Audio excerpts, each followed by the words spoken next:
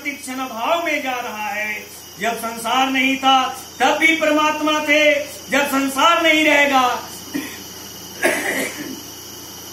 तब भी परमात्मा रहेंगे। और वर्तमान में संसार के प्रतिक्षण भाव में जाते हुए भी परमात्मा ज्यों के त्यों विद्यमान है। तात्पर्य है कि संसार का सदा भाव है और परमात्मा का सदा भाव है। इस तरह जब संसार की स्वतंत्रता का सर्वथा भाव हो जाता है तब सत्य स्वरूप से सब कुछ परमात्मा ही है। ऐसा वास्तविक अनुभव हो जाता है जिसके होने से साधक सिद्ध कहा जाता है। कारण कि संसार में परमात्मा है और परमात्मा में संसार है, ऐसी मान्यता संसार की सत्ता मानने से ही होती थी और संसार की सदा साधक के राग के कारण ही दिखती थी। तो तत्वतः सब कुछ परमात्मा ही है।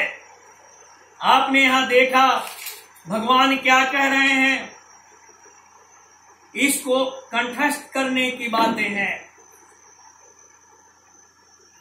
सत और असत सब परमात्मा ही है। सत सचा हम परमात्मा न सत कहे जा सकते हैं और न सत कहे जा सकते हैं। न सत नाश दुच्यते, परमात्मा सत भी है असत भी है और सत और असत दोनों से परे भी है, यानी दोनों से अलग भी है। सत सक्त परम यत, इस प्रकार गीता में भिन्न भिन्न वचन आते हैं। अब उनकी संगति के विषय में विचार किया जाता है। परमात्मा तत्व अत्यंत लौकिक और विलक्षण है। उस तत्व का वर्णन कोई भी नहीं कर सकता। उस तत्व को इंद्रिया मन और बुद्धि नहीं पकड़ सकते, अर्थात वह तत्व इंद्रिया मन और बुद्धि की परिधि में नहीं आता। हाँ, इंद्रिया मन और बुद्धि उसमें विलीन हो सकते हैं।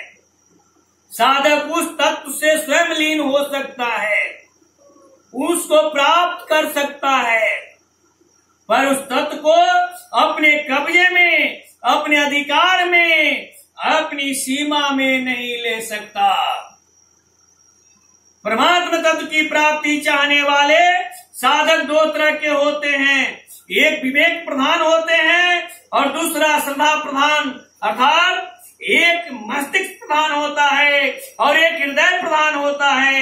विवेक प्रधान साधक के भीतर विवेक यथार्थ जानने की मुख्यता रहती है और श्रद्धा प्रधान साधक के भीतर मानने की मुख्यता रहती है।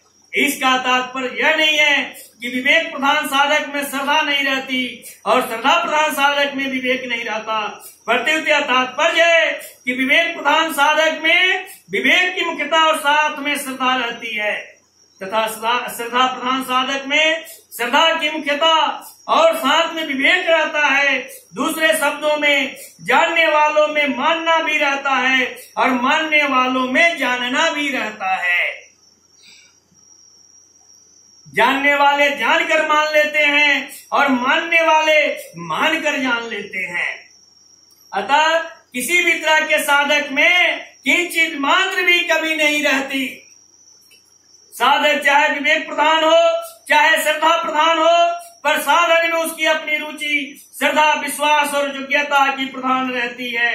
रुचि, श्रद्धा, विश्वास और योग्यता एक साधन में होने से साधक उस तत्व को जल्दी समझता है, परंतु रुचि और श्रद्धा विश्वास होने पर भी वैसी योग्यता न हो अथवा योग्यता होने पर भी वैसी रुचि और श्रद्धा विश्वास न हो तो साधक को साधन में कठिनता पड़ती है।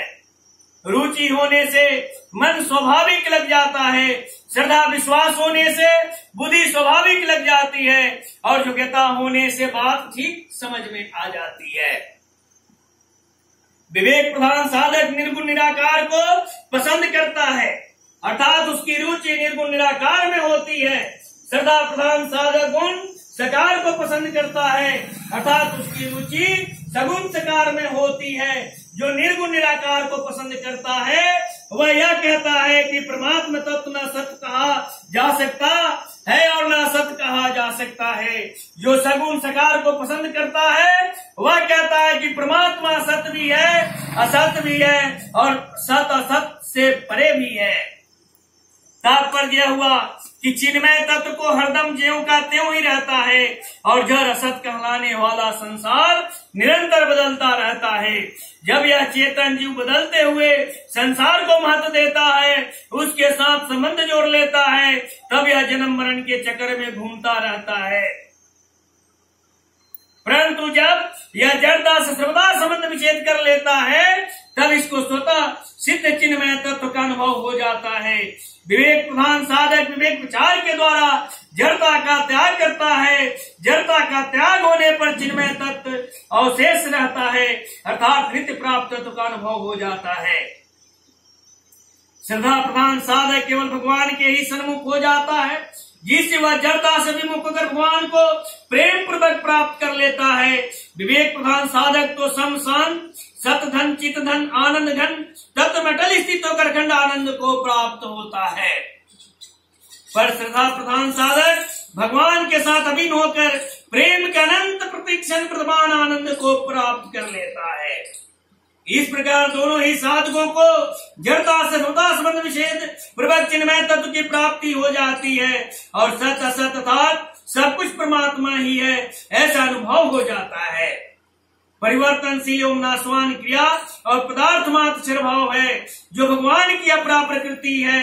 ज्ञान में ब्रह्म के साथ एकता होती है और प्रेम में अंतर्जामी भगवान के साथ अभिन्नता होती है।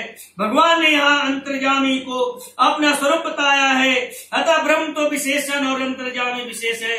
ब्रह्मणो ही प्रतिष्ठा अहम, तात्पर्य है कि जिसको गीता ने समग्र कहा है वह सबका रचयिता और नियंता अंतर्जामी मैं ही हूँ। इसी अंतर्जामी को 14 अध्याय के 14 श्लोक में मम योनि मर्द ब्रह्म तस्मिन् गर्भा दधाम्यहम् और अहम बीज प्रदापिता पदों में हम शब्द से कहा गया है। गीता में ब्रह्म के लिए कहा है ना सतनास दुच्यते और समग्र भगवान के लिए कहा गया है सत सचा हम सत सत तत्परम यत। बोलिए प्रेम से कृष्ण भगवान माता राधा सतभामा रुक्मिणी की जय।